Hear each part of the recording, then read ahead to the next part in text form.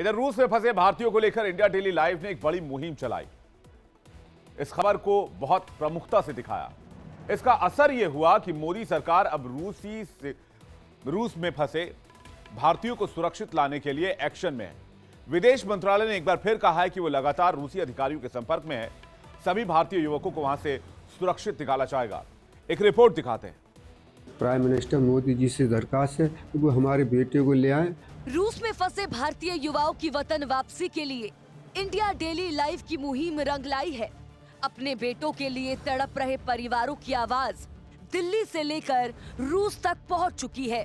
मोदी सरकार रूसी सेना में फंसे युवाओं को जल्द वापस लाने के लिए प्रतिबद्ध है, तो वहीं विदेश मंत्रालय लगातार रूसी अधिकारियों के संपर्क में है और अब तक कई युवाओं को रूसी सेना से कार्य मुक्त किया जा चुका है।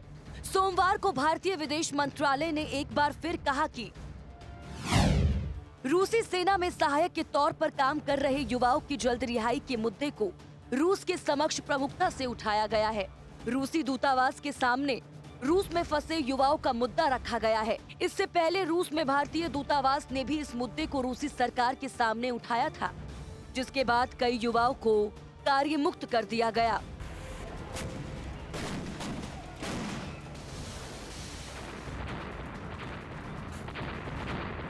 यूपी के कासगंज के इस परिवार को देखिए। ये उसी अरबाब हुसैन का परिवार है जो एजेंटों के जरिए नौकरी की तलाश में रूस गया था, लेकिन मॉस्को में उसके साथ खेल हो गया।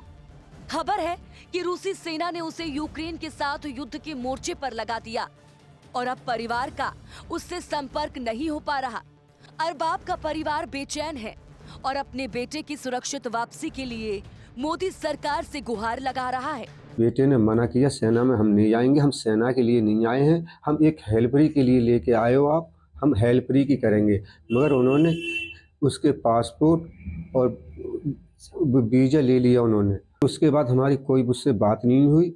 इंडिया डेली लाइव ने इस खबर को प्रमुखता से दिखाया और इसी का नतीजा है कि विदेश मंत्रालय रूसी अधिकारियों से संपर्क में है। इस मामले ने उस वक्त तूल पकड़ा जब AIMIM अध्यक्ष असदुद्दीन ओवैसी ने विदेश मंत्री और मॉस्को स्थित भारतीय दूतावास को चिट्ठी लिखी और रूसी सेना में फंसे भारतीयों को वापस लाने में मदद की अपील की थी।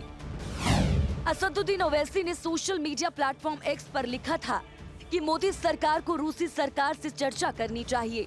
रूस और यूक्रेन युद्ध में फंसे 12 युवाओं को वापस लाना चाहिए। हैदराबाद निवासी सूफियान के परिवार ने भी केंद्र सरकार और विदेश मंत्रालय से रूस में फंसे युवकों को सुरक्षित निकालने की गुहार लगाई थी और एजेंटों के खिलाफ सख्त कार्रवाई की मांग की है।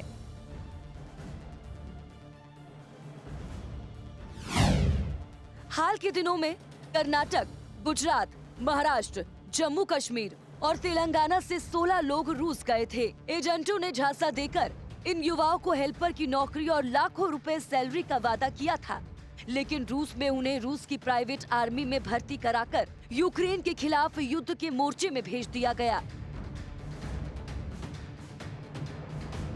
दरअसल रूसी सेना में फंसे भारतीय युवाओं के बारे में तब पता चला जब उनके कुछ वीडियो सोशल मीडिया पर सामने आए और कर्नाटक के सैयद इलियास और हुसैन हताश मदद मांगते नजर आए। उन्होंने बताया कि कैसे उन्हें रूसी सेना में शामिल करके जंगल में तैनात कर दिया गया है। फिलहाल विदेश मंत्रालय भारतीय युवाओं की सुरक्षित घर वापसी के लिए गंभीरता से काम कर रही है और उम्मीद है कि जल्द ही सभी युवा वापस लौटेंगे।